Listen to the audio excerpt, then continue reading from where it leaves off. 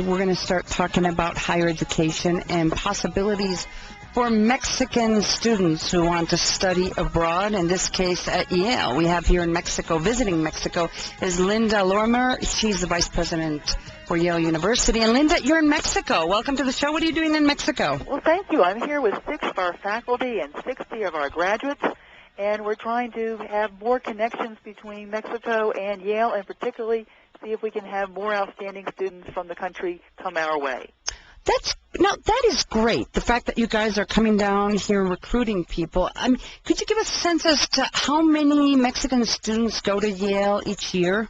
Well, we actually have a long tradition. It goes back to the first student that came from Mexico in 1858, and we have students now in residency at our undergraduate college, our management school, and almost all of our professional schools. So we are delighted to be welcoming Mexican students, and we hope to have more. Now, which of all the different departments, in which department do you think you have more Mexican students? We actually have had a great number coming to our business school of recent years, but we're hoping in the next few years to have more both for our college and for our PhD programs, because we have expanded dramatically our financial aid programs available to international students.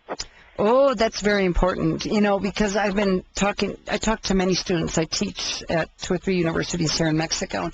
All of them talk about, their wishes to go study someday abroad, especially in the United States. And because of the devaluation of the Mexican peso, in fact, I know a couple of students who just basically said, I'm just not going to be able to go. We're just simply not going to have enough money.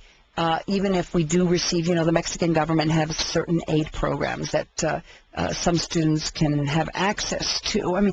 What kind of scholarship, what kind of programs, what kind of aid are we talking about? Well, I can give some very precise numbers because when Yale celebrated its 300th birthday in 2001, we gave ourselves a birthday present, which was to really try and open up our campus to the world. So for our undergraduate college, if a wonderful young student comes from a family whose parents make less than $60,000 US per year, that family pays nothing. Really? To have a child come to Yale. It's quite unusual in terms of the extensiveness of this financial aid. So basically what students have to strive for is to try to get accepted, right? Precisely. So if we're really looking for the best and the brightest, and if they get accepted, we want to make sure that finances are not an inhibiting factor. Now, that is really great news. Now, that's for undergraduate. Does that same program apply for graduate work? Well, let me tell you about that, because it's a different program, and it is also unusual. If you are accepted to any one of our PhD programs, and we have them in over 50 fields, you pay no tuition for any year you are enrolled at Yale, and you get a minimum annual living allowance of over $20,000 US. Wow.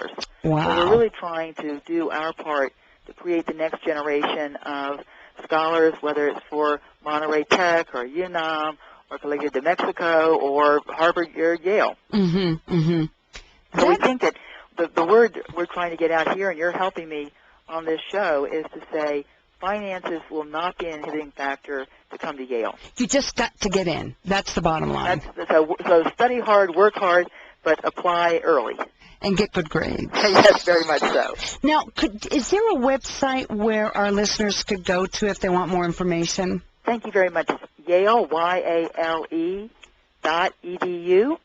We'll give you an entire array of our missions aspects, but also our intellectual centers. I'd also like to mention that every one of your listeners can come to Yale, at least virtually, because we have full Yale College courses online for free, mm-hmm. and they're available for everyone, whether it's the arts and sciences, social sciences. We have, we think, something for everyone. That is so cool. That is great. So www.yale.edu, correct? Yes. Thank you so much, Linda, and I hope a lot of our listeners will reconsider and start applying. I know it's a long process.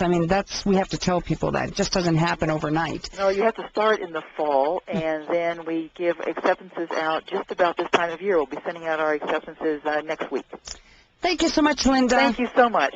That was Linda Lormer. She is the vice president for Yale University. She's visiting Mexico. Once again, I would suggest check out their website, www.yale.edu. And who knows, maybe you will be the next student going to Yale. Check out the website.